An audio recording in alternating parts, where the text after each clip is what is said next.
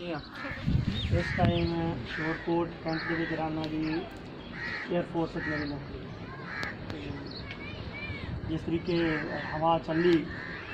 उस तरीके असी भी क्योंकि कौम तो जिवें आदे ने काम भी प्यारी होंदी है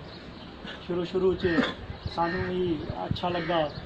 इस तरीके कौम के नाल जामना कौम वालियां कोल जामना फिर जिस तरीके इन्हां दा मंशूर सुनिया उस तरीके होर अच्छा लगा फिर वो जो अमली शक्ल वेखी 2-3 जगह के उत्ते असी अमली शक्ल वेखी उसकी एक जगह के उत्ते कदम तक गल पहुँची हुई रही उत्थे जाके इन्होंने तस्वीर कराया एक जगह के उत्ते एक बच्ची बैठी आई सिर्फ जहेज वास्ते बैठी आई उत्थे जाके जहेज दे के अलहमदुलिल्लाह उन्होंने सुरखुरी किया फिर उस तो बाद जो खास तौर पर बच्चों की तालीम वाला है कि अगर किसी का बच्चा नहीं पढ़ सकता जब ये साढ़े सामने आया बहुत अच्छा लगा क्योंकि हर बंदा तरक्की करना चाहता है भाई हर बंदा कोई भी ऐसा नहीं है गरीब तो गरीब है या अमीर तो अमीर है हर बंदे का अपने लेवल पर उससे तरक्की वास्ते जाना चाहता है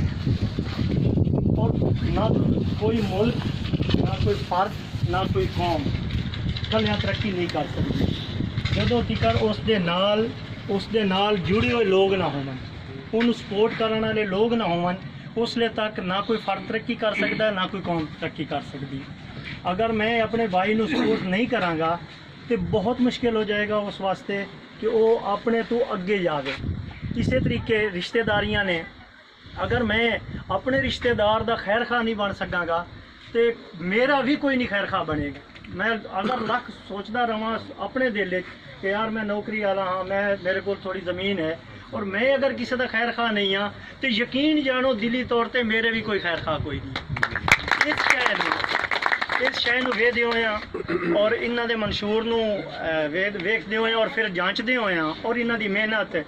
मैं सारे तो पहले इस पूरे एरिए दे विचों नियाज शहजाद दे नाल मेरा थोड़ा तारफ होया इन्हां ने मैनू फ़ोन किया और फिर जदों इन्होंने मैनू लोकेशन समझाई ना तो यकीन कर जो मैं ईमानदारी नाल इस जगह ते खड़ो के चूँकि मैं एक मुलाजिम बंदा मेरे को इतना टाइम ही नहीं होंदा और फिर जी फील्ड मैं हाँ उस दे विच टाइम करना वैसे ही अजकल बड़ा मुश्किल होंदा है और जिस दिन इन्होंने मैनू समझाया कि यार मैं उस लोकेशन के अंदर रहना जिसले समझाया और फिर उत्थों हर दफ़ा ही अगर हर हफ्ते बाद हर 15 दिनों बाद इसनों उत्थे बुलाया गया तो गहराई साहब और उससे पहुँचे थे मैं कि यार दिली तौर पर बंदे मुखलिस ने इस कोई शक कोई नहीं और अगर तुसी भाई मुखलिस हो के सिर्फ अल्लाह की रजा वास्ते काम करो ना जी अल्लाह मियाँ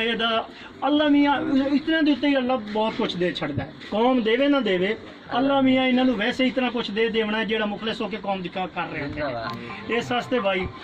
साडा भी तुहाडे कोल आमना मैनू तो दिली तौर पर खुशी हुई सवेरे मैनू भाई जान ने आख्या फोन करके कि इस तरीके नूर